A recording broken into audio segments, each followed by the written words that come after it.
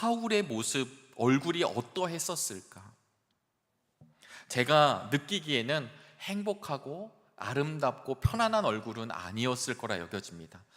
혈기가 있고, 그 다음에 그 안에 그 강팍함이 있고, 어떻게든 예수 믿는 사람을 잡노라고 얘기했던 한 마리 야수 같지 않았을까라고 생각합니다.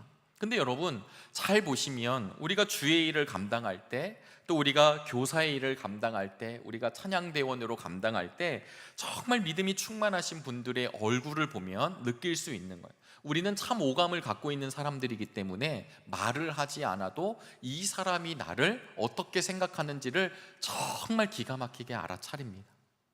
여러분, 경험이 있으신가요?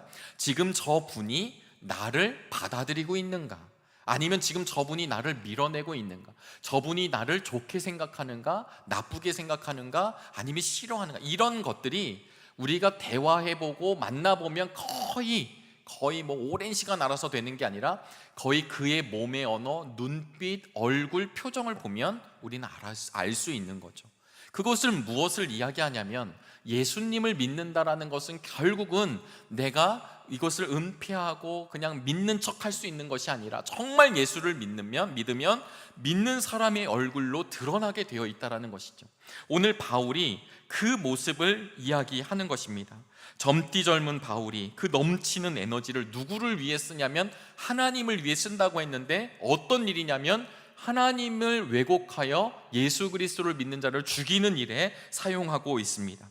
그런 사울을 우리 주님이 만나주시죠. 그러면서 14절에 이렇게 말씀하십니다. 우리 함께 한 목소리로 읽어보시겠습니다. 시작. 우리가 다 땅에 엎드려지매 내가 소리를 들으니 히브리 말로 이르되 사울아 사울아 내가 어찌하여 나를 박해하느냐, 가시채를 뒷발질하기가 내게 고생이니라. 아멘. 여러분, 우리가 잘 아시는 원래 본문은 사울아 사울아 네가 왜 나를 핍박하느냐의 본문이죠. 그런데 이 본문이 오늘 이 26장에 와서는 사울이 뭐라고 이야기를 하냐면, 그 주님께서 나에게 뭐라고 말씀하셨냐면 가시채를 뒷발질하기가 내게 고생이니라. 이렇게 사울의 인생을 정의해 주셨습니다.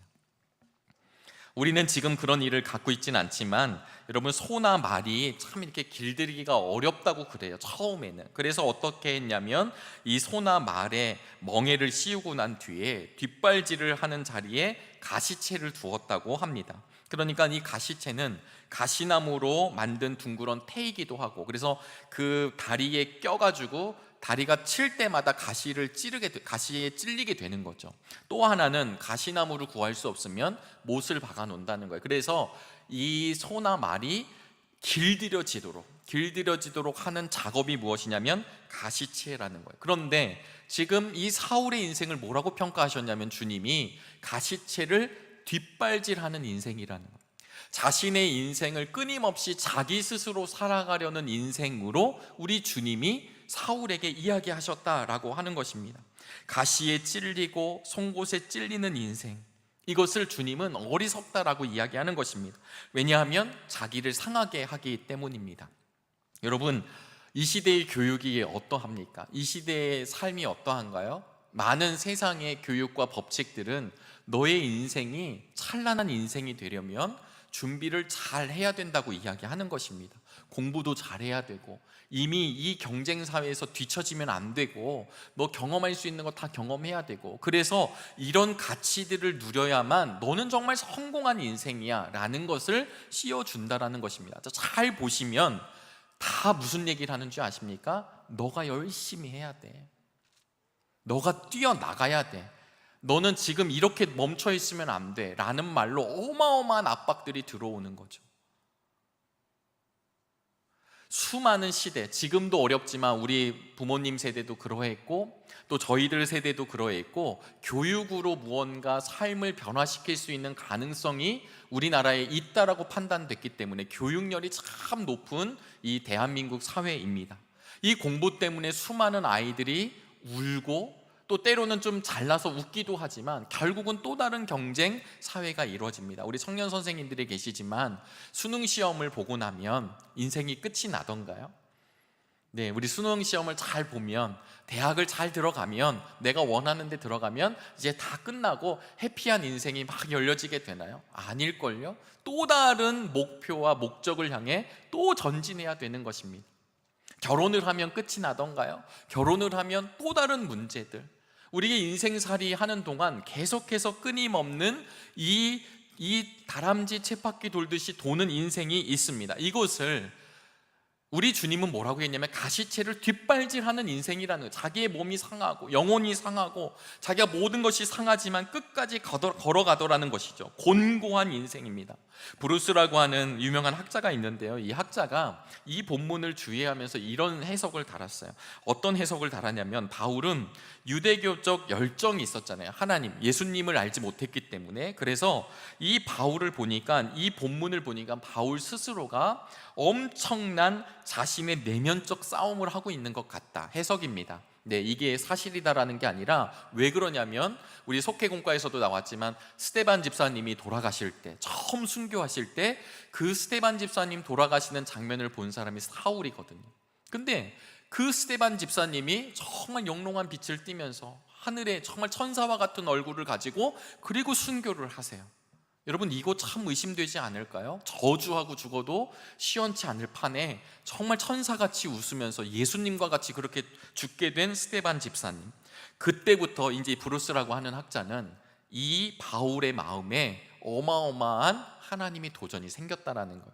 그래서 내면에 계속 가치가 충돌되고 고민되고, 이게 정말 내가 맞나? 근데 우리가 역사적으로 보면 사울은 계속 사람을 죽이는 일을 감당하고 있잖아요. 이런 거에 대해서 그의 심령이 참 혼돈의 심령이었을 것이다 라고 하는 해석이었습니다. 우리가 바울은 아니어서 그 마음은 알지 못하지만 그의 마음에 절대적인 기쁨이 아니라 흔들리는 마음은 예상해 볼 수 있습니다. 혹시 오늘 이 자리에 예배를 드리고 있는 저와 여러분들 중에 인생을 가시채를 뒷발질하는 어리석음으로 범하며 살아가지는 않으십니까? 잘못된 것에 가치를 부여하고 말씀의 송사를 받으면서도 말씀이 나에게 길로 알려주었는데도 불구하고 아닙니다, 내가 살 길은 이것이 내가 살 길이라고 생각하며 이를 악물며 살고 있지는 않으십니까? 내 뒷발이 가시에 찔려서 피가 떨어지고 또 아프고 내가 내 상한 심령이 되어감에도 불구하고 어쩔 수 없이 나는 이를 악물고 이렇게 살아가야 된다고 이야기하는 성도님들이 혹여나 계십니까? 이 일 아니면 나는 죽게 되니까 난 벼랑 끝에서 살아야 되기 때문에 이거라도 붙잡는다고 이야기하는 성도님들이 계십니까? 오늘 이 바울을 통해 우리 주님이 주시는 은혜의 메시지가 무엇인지 아십니까? 내 인생을 내가 사는 것이 아니라고 하는 것입니다. 우리 선생님들이 우리 귀한 자녀들을 위해서 수고하고 섬기시는 일에 주님께서 큰 은혜로 덧입혀 주실 것입니다. 아멘이신가요? 네, 우리 선생님들 억지로 와 계신 거 아니신 거죠? 네, 선생님들이 계시면 어떤 일이 벌어지냐면 아이들이 선생님에 대해서 이야기를 합니다. 우리 전도사님이, 우리 목사님이, 우리 선생님 마찬가지죠. 제가 오늘 이렇게 말씀을 전하고 나서도 우리 성도님들이 또 담임 목사님 말씀을 전하시면 잊어버리는 것이 아니라 그 말씀을 가지고 서로 이야기를 나누는 것처럼 말입니다. 우리 아이들이 참 재미있어 하는 것의 1번은 이 교회의 건물이 아닙니다. 건물이 너무 좋아서 좋은 것이 아니라 나를 받아주고 나와 함께하고 나의 에너지를 함께 해주는 사람 누군가가 생겨지면 우리의 자녀들은 마음을 쏟죠. 중고등부 친구들을 향해서 전에 있었던 교회에서는 좀비들이다 이렇게 이야기를 많이 했습니다. 표현이 없다, 반응이 없다, 그리고 자신의 이야기를 하지 않는다. 그래서 참 청소년부를 하기가 어렵다라는 것을 많이들 고백했었습니다. 그러나 아시다시피 말을 하지 않는다고 해서 우리 청소년들의 마음 가운데 생각이 없는 게 아닌 거죠. 질풍노도의 시기를 겪으면서 수많은 가치들의 싸움이 있을 것이고 또 재미있는 것을 찾기도 하고 또 자신의 인생이 어떻게 될까 고민도 하고 때로는 그것이 막 노는 것처럼 보여지지만 자신의 인생의 길을 걸어갈 때 누군가가 나와 함께 한다라는 그 가치가 얼마나 큰지 모릅니다. 여러분 아시겠지만 부모님의 교육이 참 중요한 시대입니다. 그러나 부모님들도 때로는 두 손을 들 때가 있습니다. 부모님들이어서 못할 때가 있습니다. 그러나 그러할 때 하나님은 우리의 믿음의 동역자들을 한 사람에게 맡기지 아니하시고 가족들도 만나게 해주시고 선생님들도 만나게 해주시고 우리 믿음의 할머니 할아버지들도 만나게 하셔서 이것이 얽히고 설키는 관계를 하나님이 형성하십니다. 왜냐하면 하나님의 일을 감당하시려 하기 때문입니다.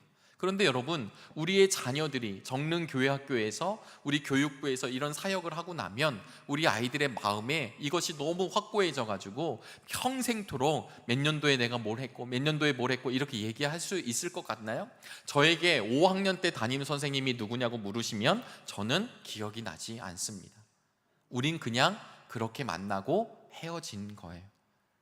제가 교육전도사부터 쭉 시작을 했지만 아마 제가 처음 간 교회가 시흥에 있는 도창감리교회인데요, 그 교회에서 만났던 작은 교회였지만 그 교회 아이들 중에 연락을 하는 친구도 있지만 저와 그냥 멀어진 친구들도 있습니다. 정릉감리교회를 거쳐간 수많은 목회자들이 있습니다. 그 모든 목회자를 모두 기억하는 건 아닙니다. 그러나 우린 그렇게 만나는 거죠. 그렇게 만났을 때는 하나님의 은혜가 있고 하나님의 계획하심이 있고 하나님의 방법이 있습니다. 그래서 선생님들이 많은 일들로 바쁘시지만 하나님이 올 한 해 나에게 맡겨주신 이 귀한 영혼들, 우리 부서에 보내준 우리 교인의 자녀일 수도 있고 아닐 수도 있지만 이 아이들을, 이 학생들을, 이 청년들을 하나님 잘 감당하기를 원합니다. 이 아이들의 인생이, 이 자녀들의 인생이 가시채를 뒷발질하는 인생으로 걸어가는 것이 아니라, 그 인생이 아니라 하나님이 너의 인생을 붙들어 주시고 하나님이 너의 인생을 붙잡고 있다라는 것을 우리 선생님들의 삶과 언어를 통해 선포되기를 주의 이름으로 축원합니다. 잘 노는 것이 아니라 잘 노는 가운데에서도 하나님이 너를 얼마나 사랑하시는지. 저도 교육전도사를 해봤는데요, 항상 말 안 듣는 애가 항상 있습니다. 아니 어떻게 그렇게 말을 안 들을 수 있을까? 네, 그래서 보일 때는 안녕 막 이렇게 하지만 안 보일 때는 이제 막 협박도 하고 막 하는 거죠. 어떻게든 걔를 잡아놔야 되니까요. 옛날에 선배 목사님들이 그런 얘기 참 많이 하셨습니다. 야, 교회 학교가 부흥하고 싶니? 교사 잘하고 싶니? 그 다음에 뭘 하고 싶니? 그러면 그 아이를 위해서 1000번을 기도하라. 네, 했을까요? 안 했을까요? 네, 못했습니다. 그런데 나중에 보니까 이 1000번의 의미를 알겠더라고요. 그게 무엇이냐면 1000번을 부르잖아요. 정말 아이를 부르고 그 영혼을 품고 그 사람을 위해서 기도하면 어느 날 그 영혼이 정말 말 안 듣는, 말 안 듣는 저 친구 하나만 좀 안 나오면 어떻게 좀 평안해질 것 같은데, 이런 게 아니라 그 영혼이 나의 신비에 새긴다는 영의 원리를 알게 되더라는 것입니다. 이것은 오늘 교사 선생님들에게 부담을 주려는 말씀이 아니라 우리 속장님들에게도 마찬가지요, 우리 회장님들에게도 마찬가지요, 오늘 이 시대를 살고 있는 목회자에게도 마찬가지입니다. 정말 그 영혼을 품고 있는가, 이것을 예전 목사님들은 1000번을 기도해라 이렇게 얘기하는 거예요. 1000번을 기도하려면 아침에도 기도해야 되고 내가 기도할 수 있는 시간이 열릴 때마다 그의 영혼을 고백하는 것입니다. 그럴 때 하나님의 은혜가 무엇이냐면 내 능력과 실력과 상관없이 그의 영혼을 품어주시는 거예요. 그래서 나는 부족했지만, 나는 연약했지만 내가 만난 예수 그리스도, 나 역시 가시채를 뒷발질하는 인생이었는데 주님을 만나서 내가 홀로 애쓰는 인생이 아니라 주님이 붙들어 주시는 인생을 살고 있노라고 고백하는 우리 청년 선생님들의 그 한마디가, 부장 선생님들의 삶의 족적이 우리의 자녀들에게 흔적으로 세워지더라는 것입니다. 이걸 바울이 오늘 아그리빠 왕과 여러 사람들 신문하는 자리에서 자신의 인생을 이야기하는 것입니다. 여러분, 지금도 우리에게 사단의 권세의 유혹이 있습니다. 오늘 18절에 보니까 그 눈을 뜨게 하여 어둠에서 빛으로, 사탄의 권세에서 하나님께로 돌아오게 하고 죄 사함과 나를 믿어 거룩하게 된 무리 가운데서 기업을 얻게 하리라 하더이다. 바울에게 하나님이 사명을 주신 이유는 내가 너 너무 불쌍해서 너 인생 건져주려고 내가 너를 만났다라고 하는 것이 아닙니다. 우리 주님이 우리를 만나는 단 한 가지 이유는 무엇이냐면 우리를 통한 하나님 나라의 목적이 있다라는 사실입니다. 우리 선생님들에게 그런 소망이 분명하게 되시기를 주의 이름으로 부탁을 드립니다. 여러분, 너 교회 다니니? 제가 오늘 우리 기획위원 장로님들하고도 기도할 때 그런 이야기를 잠깐 드렸습니다. 교회 다녀? 교회를 다닌다는 커밍아웃을 하기가 참 어려운 시대입니다. 제가 오늘은 이렇게 로만 칼라를 이제 저희 감리교 목사님들이 이렇게 입으시니까 이렇게 하고 식당에 들어가면요, 힐끔힐끔 사람들이 쳐다봅니다. 안 보는 것 같지만 쳐다본다는 것 의식하고 있습니다. 아마 우리 최강호 목사님도 그러시겠지만 청년 우리 선생님들을 신방하고 또 이렇게 만날 때 여러분 아시겠지만 우리가 그 만남의 자리, 사람들은 안 보는 것 같지만 저 사람들 약간 교회에서 온 것 같은데 라는 느낌이 있죠. 기도를 한다는 것, 함께 모여서 무언가 축복을 한다는 것, 우리들의 언어가 세상의 언어와 참 다릅니다. 문학의 기법 중에 낯설게 하기라는 기법, 낯설게 보기라는 기법이 있습니다. 우리가 형제님, 자매님 이렇게 이야기할 때 사랑하는 형제, 자매님 할 때 제가 정말 사랑하고 있을까요? 안 하고 있을까요? 네, 사랑하고 있습니다. 네, 그런데 가끔 우리는 사랑하는 형제, 자매님 할 때 이게 그냥 관용어구처럼, 그래서 이제 문학에서는 멀리 떨어져서 정말 그 의미가 무엇인지 보자고 이렇게 이야기를 합니다. 정말 사랑하는 의미로. 오늘 최강호 목사님이 그 승리에 대해서 이야기해 주셨잖아요. 승리, 우리 승리합시다. 그러면 우리 나가서 우리 1등 합시다. 이렇게 혹 오해하면 안 된다는 거예요. 우리가 승리한다는 게 무엇입니까? 예수 그리스도 그 이름의 권세로 사단의 권세에 침범당하지 아니하고 유혹에 흔들리지 아니하고 주의 길을 걷는 것, 그게 승리 아니겠습니까? 마찬가지로 오늘 이 바울에게 무엇을 주셨냐면 내가 너를 통해 아직 어둠에 있는 존재들이 빛의 존재로 나오기를 원한다. 아직 사단의 권세에 완전히 둘러싸여 있어.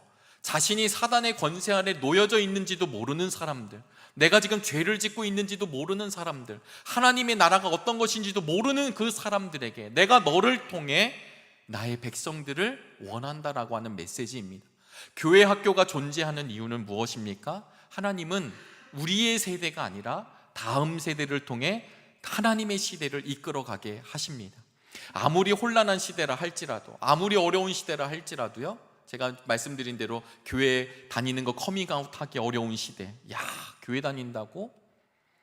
정확한 통계일진 모르지만 우리 중고등부 청소년부 친구들이 100명 중에 5명이 채 되지 않는다는 현실적 보고가 나오죠. 그래서 많은 교회 목사님들이 얘기합니다. 우리 젊은 세대를 향해서 미전도 종족이다. 5%가 채 되지 않는 크리스찬들, 교회를 다니는 친구들이 그렇게 되지 않는다. 그러니까 그런 상황에서 주님의 몸된 교회를 나와 예배하고 섬기고 하는 일이 얼마나 귀한지를 저와 여러분들이 함께 깨달을 수 있기를 소망합니다. 그런데 그것으로 끝나지 않고 시대가 어려워져서 5%도 안 된다고 하니까 절망인 것 같지만 사실은 그 5%가 안 되는 그 사람들 가운데 하나님은 지금도 하나님의 리더를 예비하고 계십니다. 교회가 부흥이 안 되고 교회가 견고해지지 않고 우리는 안 된다고 하는 시대가 이제 너무 자연스럽지만, 그러나 지금도 주님은 하나님의 리더를 세워가고 계십니다. 누구를 통해 하시느냐? 믿음의 족적을 남긴 하나님의 사람들을 통해 하나님의 메시지가 흘러가게 되는 것이, 그럼에도 불구하고 따라가야 할 모델들이 우리 정릉교회를 통해 배출될 수 있기를 주의 이름으로 축원합니다. 세상의 사람들은 소유의 가치를 두고 있지만 내가 얼마나 누리고 있는가, 내가 얼마나 혜택을 받고 있는가, 내가 얼마나 많은 재산을 갖고 있는가, 그래서 그것으로 자신의 인생을 평가하고 평가받지만 우리는 그 기준 자체가 다른 사람들입니다. 없다 할지라도, 아무것도 없다 할지라도 예수 그리스도 때문에 살아가는 인생이 우리 정릉의 성도들의 인생이 되시기를 주의 이름으로 축원합니다. 주님 때문에 살아가는 인생이 우리 정릉의 교육부를 통해, 교회 학교를 통해 우리의 자녀들에게, 다음 세대들에게 흘러갈 수 있기를 소망하고 그렇게 될 줄로 믿습니다. 여름 행사를 잘 마치셨습니다. 저희는 처음으로 저희 아이들이 부모와 이제 이렇게 할머니 할아버지 댁을 떠나고 다른 곳에서 산 첫 번째 사건이 우리 정릉교회 유초등부 여름 성경 학교였습니다. 앞으로 일주일 동안 해주시면 감사하겠습니다. 아이들이 일주일 동안 캠프를 하면 너무 좋겠다 이런 생각이 있습니다, 부모로서. 그런데요, 그거 얼마나 불편했을까요? 막 이렇게 이 잠자리도 그렇고. 그런데도 우리 아들들은 참 재밌었다고, 야식 먹었던 이야기, 소떡소떡인가요? 네, 하여튼 맛있었다고 이야기도 하고, 그리고 우리 최강호 목사님 말씀하는데 3시간을 했다고 하고, 우리 선생님들이 울고 있다고 하고, 이런 이야기를 아빠로서 들었습니다. 그러나 감사했죠. 어쩌면 옛날엔 너무 당연했던 것이 당연하지 않지만, 우리 교육부가 우리 목사님과 또 우리 귀한 장로님과 우리 부장님들을 중심으로 기도하고 애썼던 것들이 지금 당장 드러나지 않는다 할지라도 우리 아이들의 신비에 흔적으로 새겨져 있는 것입니다. 그 추억은 반드시 다시금 하나님의 만나는 문이 되는 것입니다. 사랑하는 여러분, 지금 사도 바울이 이제는 시간이 흘러서 26장이잖아요. 사도행전 26장이 거의 말미쯤에 이런 이야기를 할 때 얼굴은 어떠했을까? 다메섹 도상으로 막 사람들 죽이러 갈 때는 그 혈기가 보였을 터인데, 그러나 그의 인생의 거의 마지막 부분에 이렇게 이야기할 때 바울의 모습은 저는 감히 상상하건대 정말 평안한 얼굴이었을 거라 믿습니다. 여러분들의 얼굴이 무언가에 쫓기는 얼굴이 아니라 예수님 때문에 여호와 샬롬의 복을 덧입혀서 오늘도 감사함으로, 기쁨으로 언제나 하나님을 향해 웃는 존재들이 되시기를 주의 이름으로 소망합니다. 여러분들의 역사에 무엇이 쓰여지길 바라십니까? 우리가 교육부 헌신 예배를 드리면서 우리의 귀한 자녀들의 얼굴에, 우리 귀한 자녀들의 삶 가운데 무엇이 쓰여지기를 여러분들은 원하십니까? 하나님께 붙들린 인생을 꿈꾸십시오. 하나님께 붙들려서 마음껏 하나님의 일을 감당하는 사람들로 성장할 수 있기를 여러분 기대하시며 기도하시기를 주의 이름으로 소망합니다. 우리 아이들 중에 시대를 변화하는 인물이 나옵니다. 아멘이신가요? 네, 여기 이러면 좀 당황스럽습니다. 우리의 자녀들 중에 역사를 움직여가는 리더가 배출됩니다. 우리 자녀들 중에 이 대한민국에서 하나님의 귀한 사역을 감당하는 인물이 나오게 되어 있습니다. 오해하지 마시길 바랍니다. 큰 인물이 된다고 해서 정말 역사의 이런 인물들이 아니라 우리가 이 땅 가운데 무명자입니다. 누가 저를 알고 있을까요? 이제 정릉교회에서나 저를 아시는 거지, 옆에 있는 정릉 장로교회에서 저를 아는 사람이 한 명도 없거든요. 그러나 이렇게 흘러가면 우리는 그냥 무명자입니다. 사람들은 우리를 기억하지 못합니다. 제가 늘 말씀드리지만 저의 고조 할아버지가 누군지 저는 알지 못합니다. 저의 증조 할아버지 사진은 보았지만 큰 관련은 없습니다. 우린 그렇게 헤어지는 것이죠.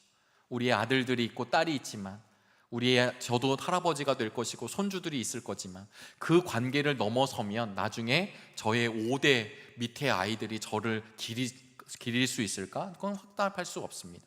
제가 이 말씀을 왜 드리냐면, 저희들이 잠시 왔다 다녀가고 만나는 듯 보여지지만, 우리는 그렇게 해서 무명자가 되어지지만 하나님은 우리의 심령을 기억하신다는 것입니다. 유명자가 되죠. 그래서 하나님 앞에 섰을 때 내가 너를 잘 안다, 내가 너를 셈한다. 그리고 그럴 때마다 내 인생을 내가 쟁취하는 것이 아니라 우리 선생님들과 같은 하나님의 귀한 통로들을 통해서 하나님의 사랑을 전하게 하십니다. 그래서 자부심을 가지시고 내가 만난 이 귀한 영혼들이 결국은 하나님의 일을 위하여 내가 쓰임받는 사실을 기억하며 전진할 수 있게 되기를 주의 이름으로 축복합니다. 우리 여름, 귀한 뜨거운 여름날 정말 귀한 사역을 감당하신 우리 선생님들을 주님의 이름으로 축복하고, 오늘 예배를 드리면서 함께 그런 은혜를 나누시는 우리 성도 여러분들에게 하나님의 크신 은혜와 평강이 함께 하시기를 주의 이름으로 소망합니다. 기도하시겠습니다. 하나님, 오늘도 귀한 은혜의 날을 허락해 주심에 감사합니다. 우리 정릉교육부가 또 각 기관과 부서가 은혜 가운데 여름 사역을 잘 마치게 하시고 안전하게 마치시게 하셔서 귀한 보고를 하나님 앞에 올려드리며 성도님들과 나눌 수 있도록 자리를 허락해 주심을 감사합니다. 우리 사랑하는 선생님들 지치지 않게 하여 주시고, 우리 선생님들이 만났던 예수 그리스도가 오롯이 우리의 자녀들에게, 우리의 귀한 다음 세대에게 흘러갈 수 있도록 능력과 지혜를 덧입혀 주시옵소서. 오늘 모든 것을 주님께 의탁하오며 살아계신 예수님의 이름으로 기도하옵나이다.